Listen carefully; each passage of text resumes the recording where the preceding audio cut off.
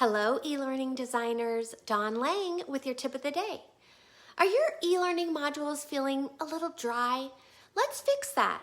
Here's a quick tip to make your modules more engaging. Use a mix of active and passive frames. Passive frames are great for setting the stage. You can use them to introduce concepts, provide context, or summarize key ideas. But remember, keep it short and visually appealing. Then, bring your content to life with active frames. These involve learners through decision-making, exploration, or action, like solving a problem or choosing the next step in a scenario. Alternate between passive and active frames to keep momentum.